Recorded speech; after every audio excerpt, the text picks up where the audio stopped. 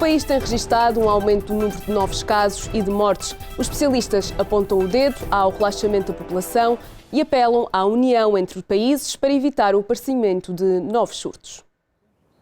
A poucos dias de se assinalarem os 2 anos desde que foram identificados os primeiros casos de Covid-19 na China, o mundo continua numa luta diária contra o vírus. Portugal tem registrado recordes nos últimos dias, a maior parte pelos piores motivos. O número de casos diários não era tão alto desde fevereiro e o de mortes desde março. Nós estamos a assistir àquilo que é a evolução natural da pandemia, quando deixam de existir medidas preventivas colocadas de uma forma genérica na população e quando nós começamos a ter um comportamento, nós cidadãos começamos a ter um comportamento mais relaxado perante a pandemia, em que aumentamos os nossos contactos próximos, em que temos mais situações de maior risco de contágio e também associado àquilo que é a época de inverno, em que sabemos que os coronavírus estão mais ativos e têm mais capacidade de se transmitir, estamos mais perto uns dos outros, mais presentes em ambientes mais fechados e, portanto, tudo isso são condições que levam a uma maior facilidade de propagação do vírus. Outro dos fatores que contribui para o aumento do número de casos poderá ser a perda de anticorpos ganhos nas primeiras doses de vacinação, havendo ainda dúvidas de que a imunidade possa também diminuir. Se reparar, os nossos idosos, antes de começar a ser administrada esta dose de reforço, tiveram um aumento e depois deixaram de ter um aumento de casos.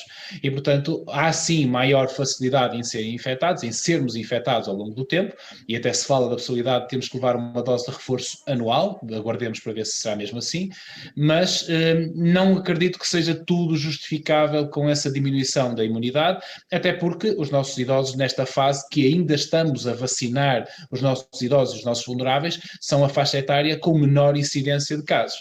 Paralelamente à vacinação, o Governo voltou a reforçar os rastreios à doença. Só entre 30 de novembro e 2 de dezembro, Portugal realizou mais de 300 mil testes à Covid-19. Os portugueses dependem agora do certificado de vacinação e, em muitos casos, de um teste negativo. E é aqui que a situação se torna confusa. Um teste antigênio ou PCR eram os únicos válidos para acesso a espaços fechados, até o momento em que os autotestes passaram a ser aceitos, por exemplo, para entrar em estádios de futebol ou lares de idosos. O problema é garantir que sejam supervisionados. Para Gustavo Tato Borges, não faz qualquer sentido o recurso a este tipo de testagem que falha muitas vezes. Se vamos passar a ter estes testes disponíveis para serem feitos na farmácia, as farmácias que estão aderentes neste momento aos programas de testes já estão com os horários todos cheios para os testes rápidos antigênio. Fazer com que sejam obrigatórios de fazer a colheita no lar significa que o próprio lar, por exemplo, tem que ter um profissional adstrito a isto que vai deixar de servir os seus idosos para estar a fazer testes a quem quer visitar. E, portanto, não me parece que seja uma maneira muito interessante de fazer ou de aplicar, ou uma medida interessante de aplicar para visitas ao lar, até porque uma pessoa que visita o seu familiar todos os dias teria que fazer um autoteste todos os dias, e portanto não é prático. E portanto não penso que o caminho seja o ideal, valorizar os autotestes como parece que quererão fazê-lo.